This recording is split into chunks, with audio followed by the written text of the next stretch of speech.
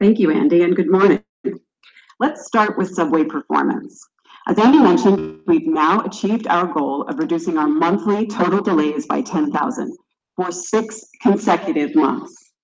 In February of 2018, that's last year, our customers endured 60,446 delayed trains on weekdays. Last month, that number was 37,119.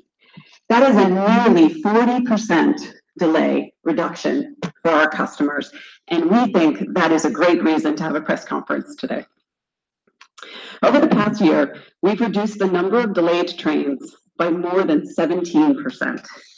Comparing last February to this February, customers' average wait time on platforms was 9 seconds closer to schedule, and on trains, it was 25 seconds closer to schedule. That is an improvement of 11% and more than 27%, respectively. Those seconds may not seem like much, but if we think about it in terms of the average New Yorker who takes multiple trips every day, multiple trips each and every day, those seconds add up. They add up to minutes, to hours, to time that people can spend with their families or their friends rather than waiting on platforms or riding on trains. That is really important. It's because these statistics, they're more than numbers. They mean much more. They really impact people's lives, and we get that. On-time performance is improving dramatically. On-time performance was 61.7% in February of 2018. That's unacceptable. This year, in February, on-time performance is over 76% at 76.4%. That's more than 14 percentage points improvement.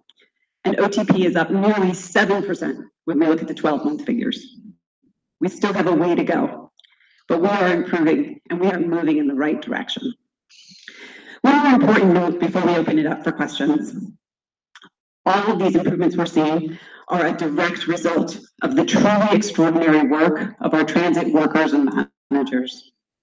They are the ones who are out there in our system, working day and night to implement our new Save Seconds campaign, which aims to safely reduce travel times for our customers.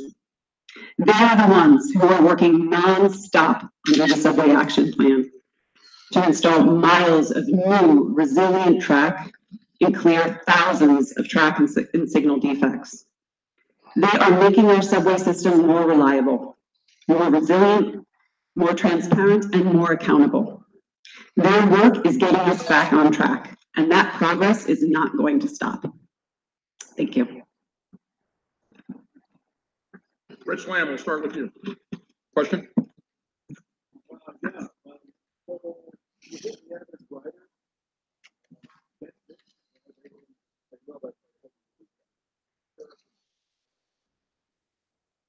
Want to talk about customer complaints? Sure.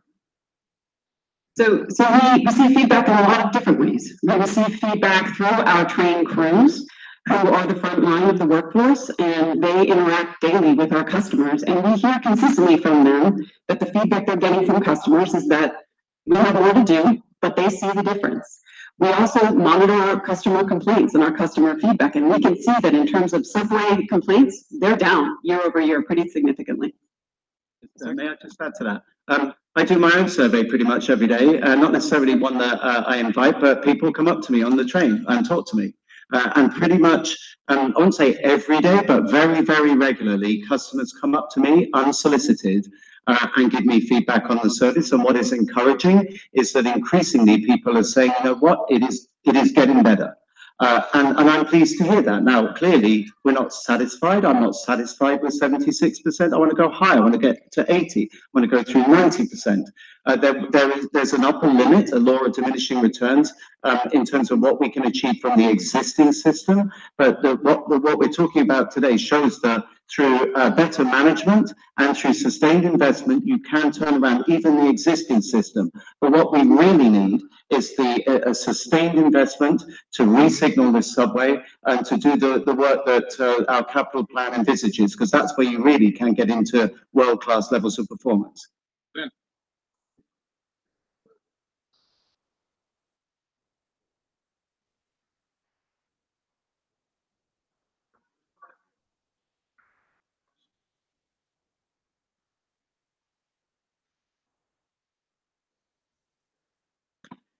So we've made schedule adjustments where they've been necessary to set our run times to realistic levels. It is part of a broad service management strategy. Having schedules that realistically represent running times allows us to more precisely dispatch our trains and to more precisely manage our service, which improves throughput, improves run times, and we've seen that in terms of our statistics. When we look at actual numbers, actual run times, and we compare 18 numbers to 17 numbers, we see that actual run times are improving, even on lines where schedules have been adjusted, or particularly on lines where schedules have been adjusted, because it's part of a comprehensive service management strategy.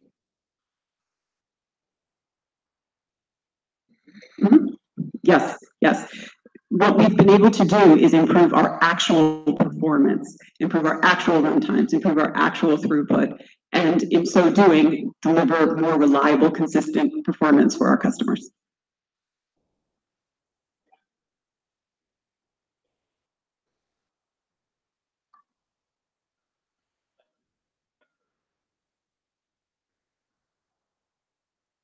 Look, the emergency is still in effect. As Andy and Sally said, we're not satisfied with this performance. We've come a long way. We've got a long way to go.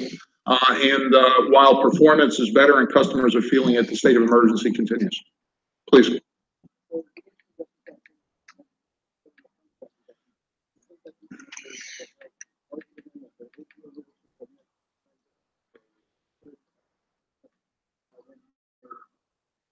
Look, I think the answer is when you've got strong leadership, my colleagues behind me and their colleagues at New York City Transit, combined with the capital that the Subway Action Plan from the governor of the state, the city, $836 million in total, you can affect the results, and the performance that's being reported today and was reported roughly a month ago is impressive. However, we go into the new capital plan, which is 2020 to 2024, as I said, with $0 in the bank.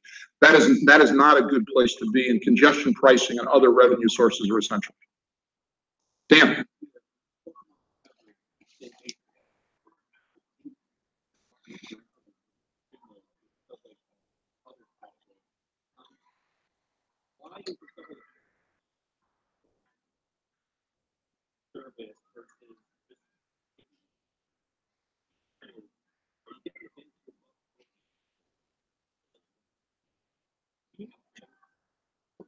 Dan, as I previously said, I think you need both.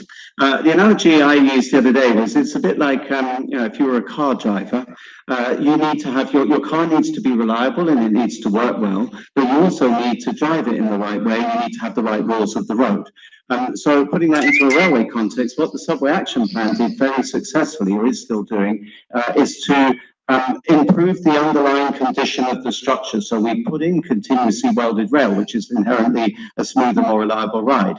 We fixed leaks. Leaks cause water to go on the track circuits, which causes the track circuits to fail. We've unplugged drains, and blocked drains is not good news for subways. We've done work on what are called the train stops and other track infrastructure. But what you also needed to do in parallel with that, in combination with that, we have been running a complementary program, which is called Save Seconds, which improves the operational basics. In other words, the focus on getting your run times right, getting your dwell times, the time that trains stay in stations, cutting out unnecessary speed restrictions, making sure that signal grade timers are properly calibrated. And those two things in tandem are what are driving that chart today. You need the infrastructure to work well, but you also need to have that absolute, relentless, all-out focus on operational basics. That's what I asked my team to do, and that's what they've been doing.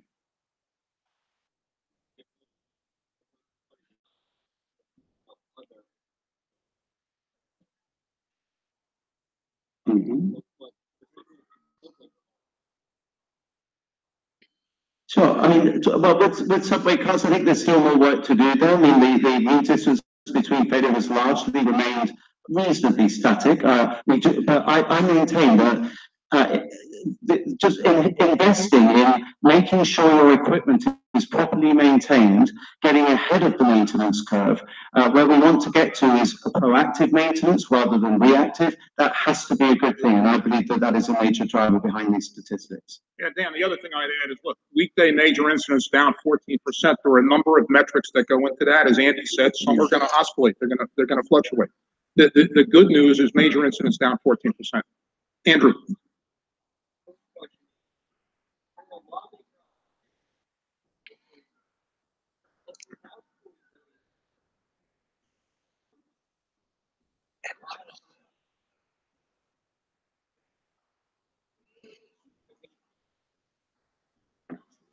Please go. Right, two things. First of all, this is, as I said, it's both things. It's not just better management and attention to detail, it's also the subway action plan. You know, back to my car analogy, you know, you can have drivers who are driving really well and we can be cutting out speed restrictions, but not if the service is shut down because the signals have failed or the track's not in good shape. So you needed that initial investment.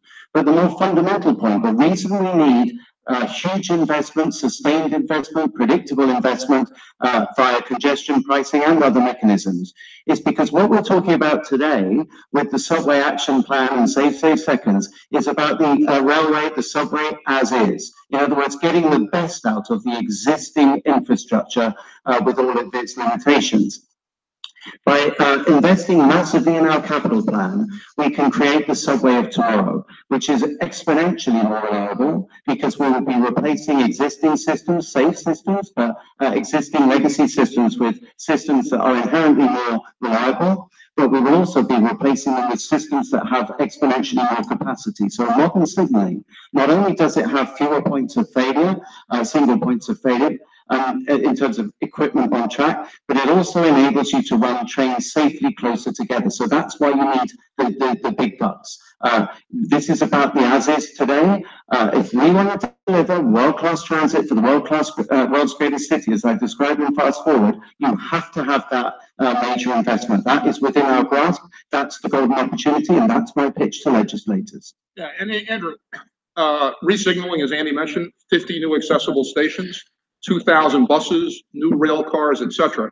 As well as, I'll note, it's not a focus necessarily today, but of a significant investment in Metro North and Long Island Railroad.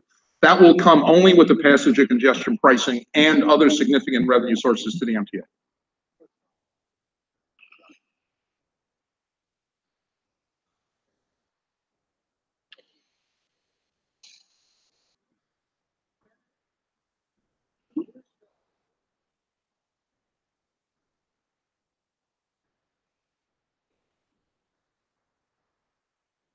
Well, I think not only did we improve from 61 to 76%, but we reversed a years-long trend of declining performance. So we have turned that around, and that is very significant. So we know that we have more to do. We're not pleased with 76% as an ending point, but we are most certainly pleased with the progress we're seeing. And may I just add to that? So yeah, no, absolutely. No, we're not satisfied with that. I said it in my few words.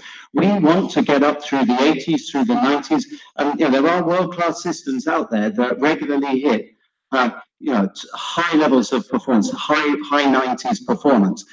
But those typically are either newer systems like Singapore or old systems like my old stomping ground, the London Underground, which did struggle with reliability not so long ago, but which has received massive investment. And now you look at the on-time performance of the tube, you look at the mean distance between failure, you look at the average age of vehicles, transformed, completely transformed. That's what our plan will do. It will do it in an unprecedented time frame, but for that, you need the big bucks. That was the lesson learned in London. That's how they did it. We're going to copy that. Andrew, if you want an adjective, the adjective is significant improvement. Marcia.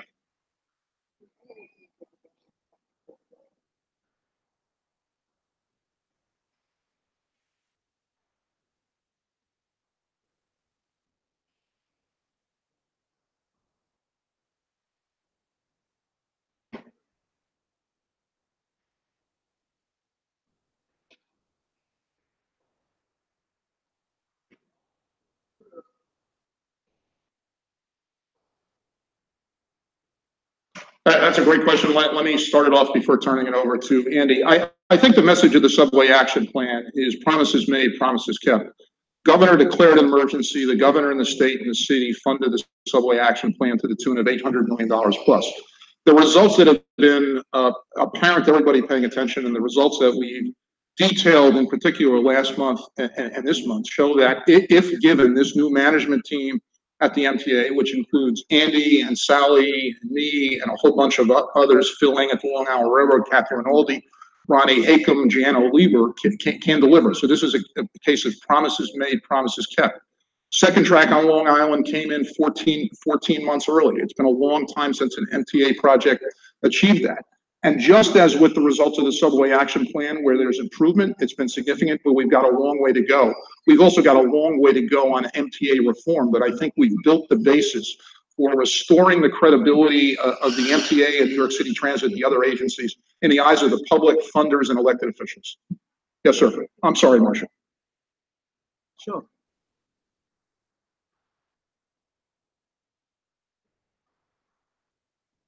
Yeah. Mhm.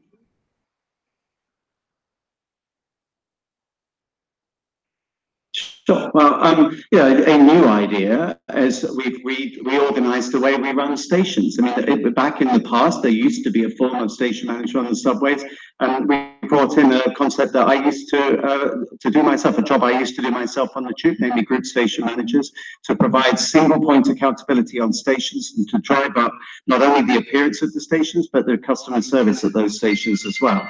And we're also exploring other things. As you know, we're looking actively in parallel with driving forward with new signaling, with communications-based train control, CBTC. In parallel, we're developing in conjunction with business partners, ultra-wideband signaling, which is a complementary system which we think has huge potential.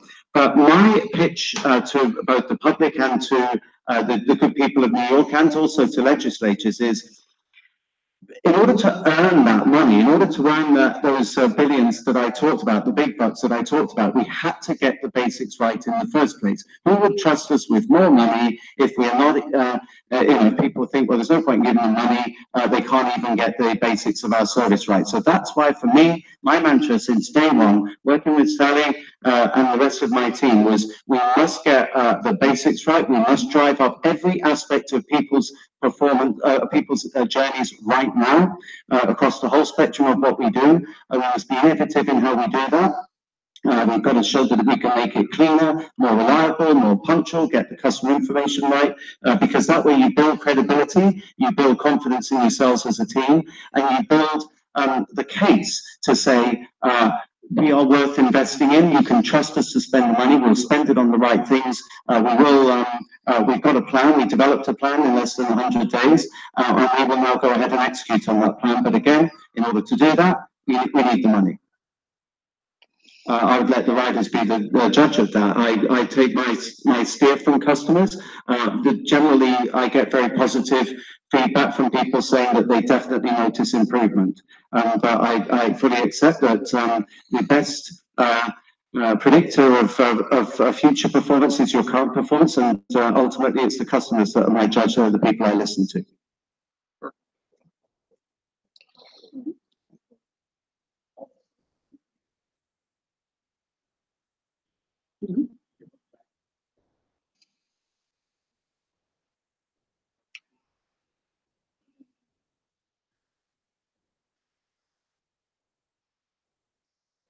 I think it's critical that people understand that these statistics are more than numbers. They reflect true improvements that we are making to service. I think it's sometimes difficult for folks who are asked the question as to whether service is exactly where they need it to be to see those improvements, which is why we're having this conference today to talk about the numbers, because the numbers tell an important story.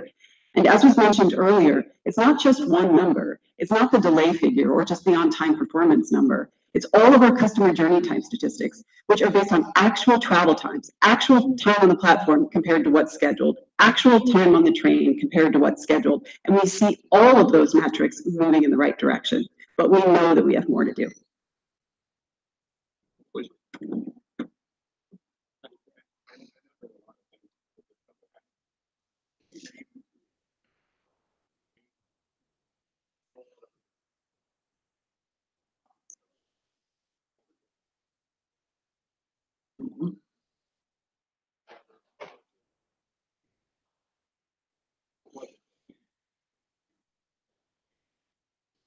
Sure. Again, I think it's a combination of the very, very welcome capital investment that we received from the state and the city via the Subway Action Plan, which had that not been in place, I would have instituted that. It's doing the right things.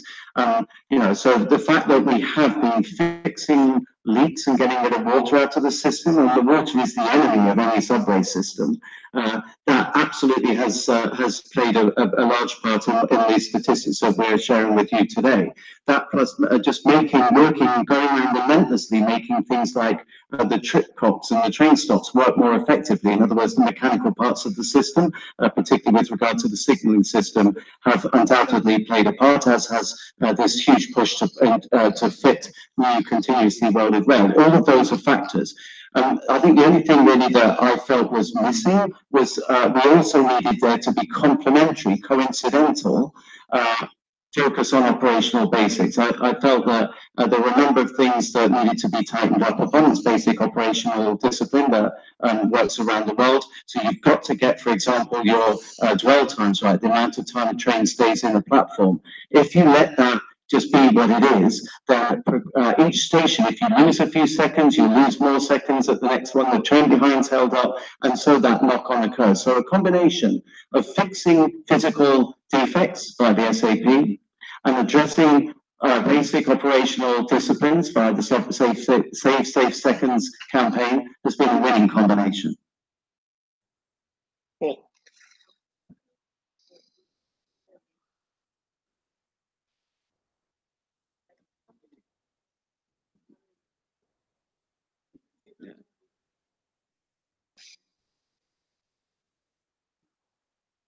Okay. I'd have to check on the exact number, but we're not far off what we said we would do. It's hundreds of people. So we've added track workers, we've added people maintaining vehicles, so the subway cars at places like Coney Island Overhaul Shop. We've increased the number of signal maintainers that we've got. And that's not a temporary thing. That's something. Those are people with great valued skills from which we'll benefit going forward in the future. The key thing for me is that we now build upon that success of having those people in place for the Subway Action Plan to now push on and do again what I said in the earlier question. What really needs to be done is the step change to go from the subway as is to what it needs to be in the future, which is truly completely modernized infrastructure and way more capacity.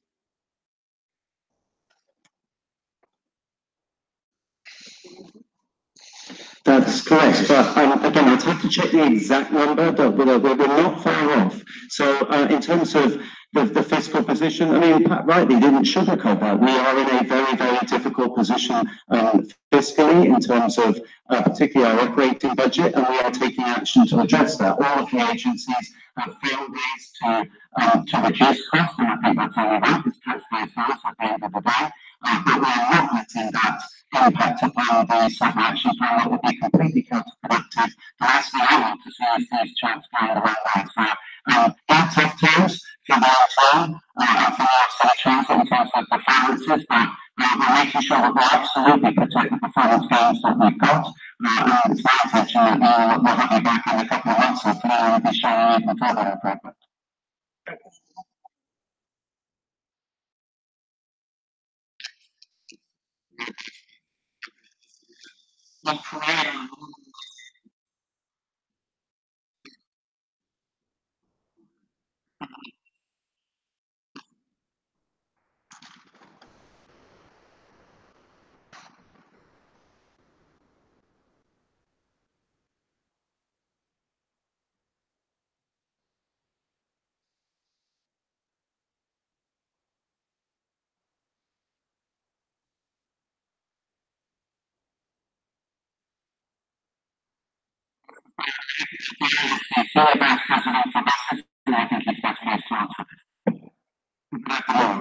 So we probably disagree with the characterization of the second.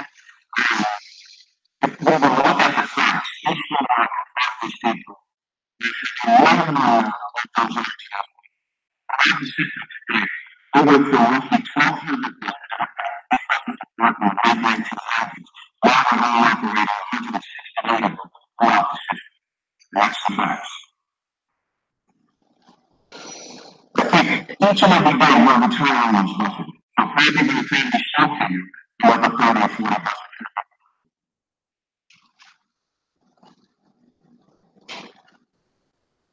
Like this, this will work for the two depots only. I believe it's 30 or 40 buses in each one of those depots. There's a lot to this, but that doesn't even make sense to us. Others, the fact that we have all the buses, a vast majority of all the buses running in car neighborhoods, that's just simply not the case.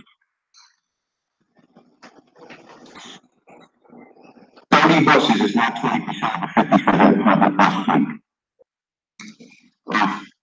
Exactly, it's not. It's 20% is not that number. So, again, as Don said, I think on high level, the premise that we are in some way prejudiced against particular neighborhoods and that we deliberately deploy all the buses in the same neighborhoods and put more buses in other neighborhoods because of some conspiratorial or machiavellian subplot is ludicrous and absurd. There are ways and factors behind you need to deploy buses in terms of the available garage space. Like, for example, the garage does not have capacity to take articulated buses. It can't. The articulated buses are the newer ones. And what are we doing about that? We're progressively seeking capital funding, for example, to rebuild Jamaica Depot so that it can be bigger and more buses. And as you yourself said, at the end of this year, we're intending to replace those buses. But they're completely different conversation on the other side of which will then benefit from new vehicles. So the deployment of buses is in no way linked to demographics. It's simply not the case. And people want to listen to the word impact into discussing that fashion. It sounds like we'll take us away from the focus about what really want us to do, which is actually getting out of the process, constantly looking over our shoulders and tracing rituals that suck at everything. The answer is the numbers are not.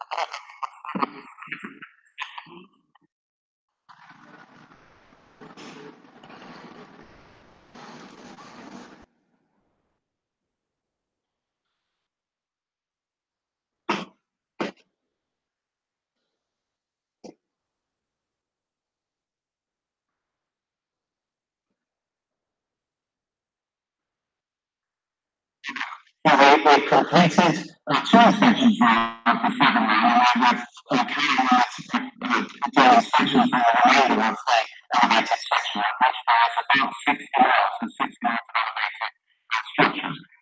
So a number of things. First of all, all of these incidents we take very, very seriously. Clearly, we do not want things falling off our elevated sections.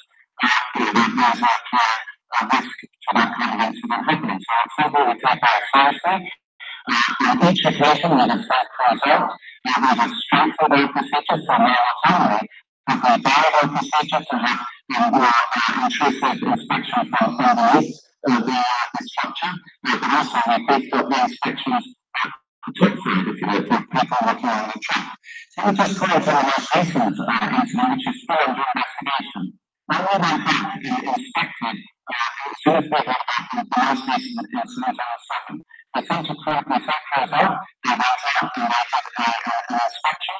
They found there was nothing missing, there was nothing worse, and so there was nothing apparently untoward over the structure. But to be doubly safe also in terms of the trip crew, they could go along the section. Again, they found nothing missing, they found nothing loose, and they found that their housekeeping, their timeliness section was erected. So, having said that, we will get to the bottom of what exactly happened. Therefore, reaching out to sister agencies, of course, obviously to Chicago because of their overhead structure, to see if there's anything that they do additional to what we do. Well, we will not know that until we put a stop to these incidents, and we're clearly some of the next things seriously, and we